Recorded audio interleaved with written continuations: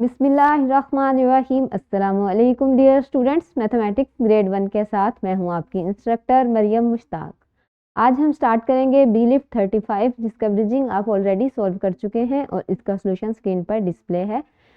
इस B lift में हम ऑब्जेक्ट्स की पोजीशंस को डिस्क्राइब करेंगे। हमारा आज का फोकस क्या है? पोजीशन।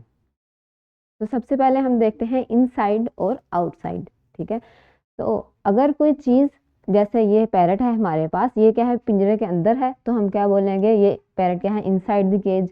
अगर ये पिंजरे से बाहर है, ठीक है, ये किसी चीज़ के अंदर नहीं है, पिंजरे से ही बाहर पड़ा है, तो हम बैठा हुआ है, तो इसको हम क्या बोलेंगे?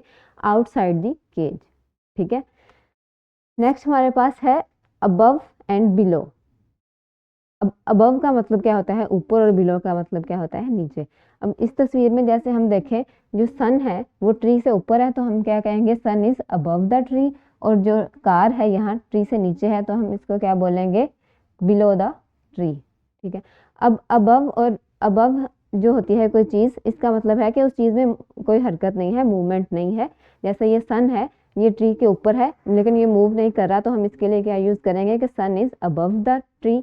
ठीक है, और ये कार जो है ये ट्री से थोड़ा नीचे है। ठीक है, तो इसको हम क्या बोलेंगे? Below the tree. अब जैसे हम एक और एग्जांपल लें, अपने नोज़ और माउथ की एग्जांपल लें, तो हमारा जो नोज़ है वो हमारे माउथ से ऊपर है, तो हम इसको क्या बोलेंगे? Above the mouth.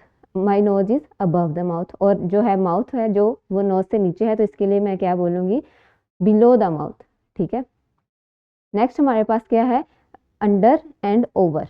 अब ओवर का मतलब भी ऊपर होता है और अंडर का मतलब भी अंडर का मतलब क्या होता है? नीचे।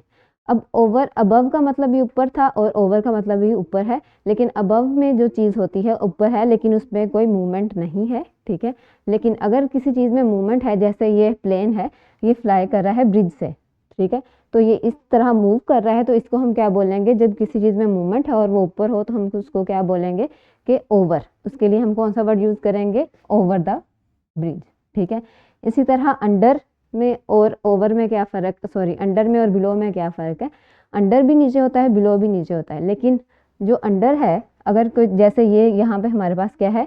The boat is under the bridge. अब अंडर होने का क्या मतलब है? इस ब्रिज ने उस बोट को बिल्कुल कवर किया हुआ है। ठीक है, अगर ऊपर से किसी चीज़ ने उसको कवर किया हुआ है, तो उसके लिए हम क्या बोलेंगे? अंडर। जैसे आप टेबल पे बैठे हुए हैं, ठीक है, चेयर पे बैठे हुए हैं, और आपकी टांगे जो हैं वो टेबल के नीचे हैं, तो टेबल ने आपकी टांगों को बिल्कुल कवर किया हुआ है, तो उसके लिए हम क्या बोलेंगे? Legs are under the table.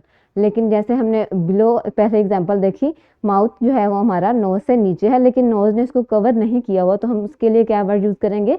Below the nose. My mouth is below the nose. ठीक है, आई होप कि आपको आज का लेक्चर समझ आया होगा। मजीद फॉर्मेटिव चेक, क्लास वर्क और होमवर्क से इसकी प्रैक्टिस करें। मिलते हैं नेक्स्ट लेक्चर में, तब तक के लिए अल्लाह हाफिज़।